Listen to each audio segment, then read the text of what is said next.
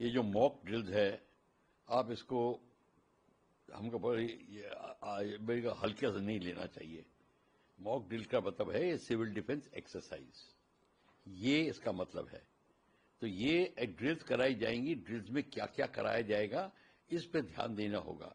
सबसे बड़ी बात है, ये जो मॉक ड्रिल इसलिए कराई जाती हैं सिविल डिफेंस के द्वारा, जिसका नाम सिविल डिफेंस दिया है, इसका नाम एक्चुअली जिनीवा कन्वेंशन में दिया गया है।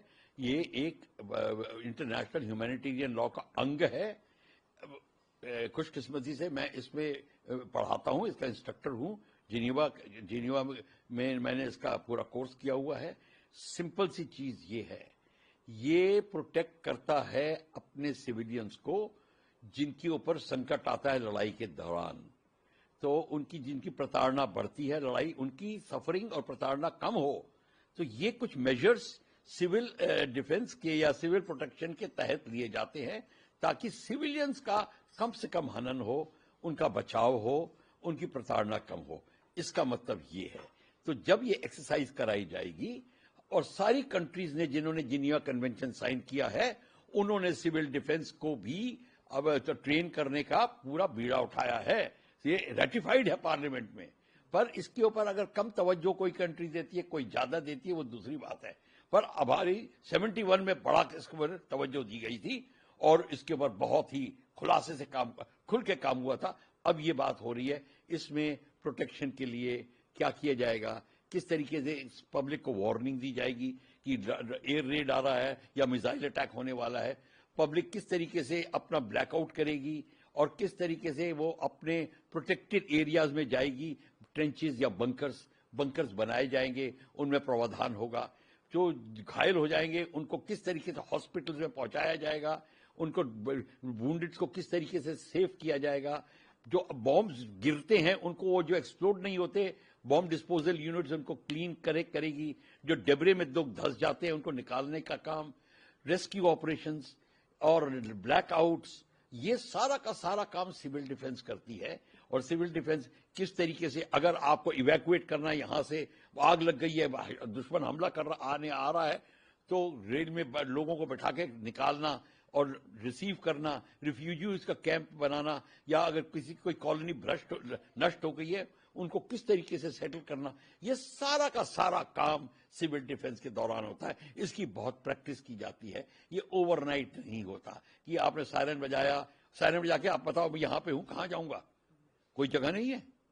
हमने को पहले ही, आज से महीना पहले, 2 महीना पहले हमें ब्रेंचेस बंकर्स बनाने थे, सबको अलॉट होने चाहिए। सारे जो कॉलोनीज होती है RWA, सबका काम होना चाहिए। और वार्डन्स जो होते हैं, लोकल वार्डन्स, उनकी जिम्मेवारी होती है कि हर एक कॉलोनी में जाके इंस्पेक्ट करें आपका प्रावधान है कि नहीं, मेडिसिन प्रॉब्लम। फिर न्यूक्लियर अटैक होने का अंदेशा है, क्या आपके न्यूक्लियर बंकर्स हैं, न्यूक्लियर मेडिसिनल डिवाइसेस हैं, न्यूक्लियर रिकवरी सेंटर्स हैं। ये सारा का बायोलॉजिकल केमिकल वॉरफेयर, इसके ऊपर भी दुश्मन कर सकता है। ये सिर्फ थोड़ी है कि वो बड़ा आपका कोई रिश्तेदार थोड़ी है, वो सब कुछ करेगा आपको डिस्ट्रॉय करने के लिए। वो किसी जिनीवा कन्वेंशन को नहीं मानेगा, मैं ये मान के चल रहा हूं। इसीलिए हमको ये एक्सरसाइज के ऊपर बहुत ध्यान देना पड़ेगा। सर, रशिया ने के द्वारा, और उन्होंने पूरा एश्योरेंस दिया है हिंदुस्तान को कि पहलगाम आतंकी हमले से निपटने के लिए इंडिया को जो भी मदद चाहिए होगी वो पुख्ता मदद रशिया की तरफ से की जाएगी। अगर रशिया के प्रेसिडेंट ने ये कहा है कि जो भी मदद मांगोगे की जाएगी, मैं उनकी इस कथन का सराहना करता हूं। और भारत और रशिया की बड़ी पुरानी दोस्ती है और पुतिन मानते हैं कि भले भारत उनका स्ट्रेटेजिक पार्टनर है। ये सब कुछ ठीक है, पर एक बात याद रखना, हर एक चीज के भी पीछे अपना भी इंटरेस्ट होता है।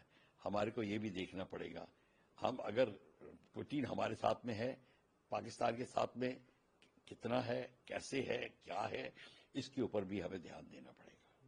सर, पार्लियामेंट्री पैनल ने मांग प्रभाव से बंद कर दिया जाए। देखिए, इंटरनेशनल इन्फ्लुएंसर्स वगैरह ये अंग्रेजी शब्द हैं, सिंपल सी चीज है। जो रिलीजन के द्वारा जो आग भड़का रहे हैं, दरार पैदा कर रहे हैं, मैं उनकी बात करता हूं। वो इन्फ्लुएंसर तो बड़ा सोफिस्टिकेशन आ जाती है बीच में, तो उसका जहर कम हो जाता है। बात सारी ये है जो रिलीजन को लेकर दरार पैदा कर रहे हैं, हिंदू मुस्लिम डिवाइड की बात करते हैं, और जो पॉलिटिकल पार्टीज भारत के खिलाफ काम करती हैं वो भी इन्फ्लुएंसर्स में आती हैं। मैं कह रहा हूं भारत के खिलाफ काम करना, ये ध्यान रखना चाहिए। ये भारत को, सरकार को उसके कड़े नियम बनाने पड़ेंगे। आपने टाड़ा रखी थी, हटा क्यों दी, वो तो रखना पड़ेगा। और सारा का सारा फिर सोच विचार के बाद चिंतन करना पड़ेगा।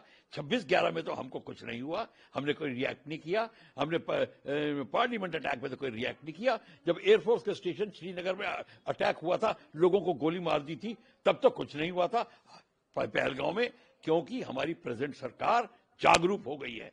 ये जागरूकता का है। क्यों 75 साल हम जागरूक नहीं हुए? क्या कारण था? कौन सी फोर्सेस थी जिन्होंने जागरूक नहीं किया? किस फोर्स ने हमें बाध्य किया कि 4.5 लाख कश्मीरी पंडित निकाले जा रहे हैं, आप एक FIR नहीं लॉन्च करो? किसने आपको बाध्य किया? इसके बारे बात होगी। सर, पाकिस्तान पर मिलिट्री हमला हो सकता है? पाकिस्तान का यह कहना है कि इंडिया की तरफ से कभी पाकिस्तान में हमला हो सकता है। वो तो पाकिस्तान की सोच है। पाकिस्तान जो मर्जी सोचे, अगर हमला हो सकता है और नहीं हो सकता है वो पाकिस्तान है देखेगा। इंडिया को तो क्यों बताना कि हम हमला करेंगे कि नहीं करेंगे? ऐसी क्या बड़ी बात है? हमारे को कोई जल्दी नहीं है, हमें अपने हित में काम करना है। जो हमारे हित में होगा करेंगे। हम क्यों टेलीविजन पे बोलें कि हमारे हित में क्या है? हमारे देश को पता है, हमारे देशवासियों को पता है हमारे हित में क्या है। तो पाकिस्तान जो मर्जी बोलता रहे। सर, UNSC और उस बैठक में ये भी मानने से मना कर दिया कि जैसे पाकिस्तान बोलता था कि लश्कर-ए-तैयबा उसके अंडर में नहीं है और वो नहीं जानते टेररिज्म कैसे बढ़ रहा है। इस पर कई सवाल किए गए कि आखिर आतंकवादी क्यों पनपने दिए जा रहे हैं? देखिए, सिंपल सी चीज है, पाकिस्तान की आर्मी ही आतंकवाद को पैदा कर रही है, मुल्ला एलिमेंट्स को लेके, रिलीजियस डिवाइड पे। जैसे आपने उनके आर्मी चीफ को सुना, हिंदू नहीं है हम, हिंदू मुस्लिम है जो, वो इत्यादि इत्यादि। ये सब उन्होंने लश्कर-ए-तैयबा, LET और कई पार्टीज जितने हैं उनके बड़ी लिस्ट है, वो सब पैदा किए हैं। सब बेसिकली उनका हनन करना है। यहाँ पाकिस्तान की आर्मी को अपने ठंडे में लगाइए, बात अपने आप हो जाएगी। क्वेश्चन ये है, पाकिस्तान की आर्मी के हित में है कि वो LET को पाले, क्यों पाकिस्तान आर्मी सत्ता में रहना चाहती है। सत्ता में क्यों रहना चाहती है? क्योंकि 85% ऑफ पाकिस्तान की तजारत आर्मी कंट्रोल कर रही है। सोने की अंडा देने वाली मुर्गी को कैसे करेगी? ये टेररिस्ट को बढ़ा देके क्या करेगी? कश्मीर का मुद्दा अलाइव रख के टेररिज्म को भेज के, और उसको सहारा मिल रहा है स्लीपर सेल्स का हमारे। तो पाकिस्तान की आर्मी तो पिकनिक में है, उसको सब कुछ बना बनाया मिल रहा है। तो पाकिस्तान की आर्मी क्यों मान जाएगी UNSC की बात? तो बात सिंपल सी चीज है।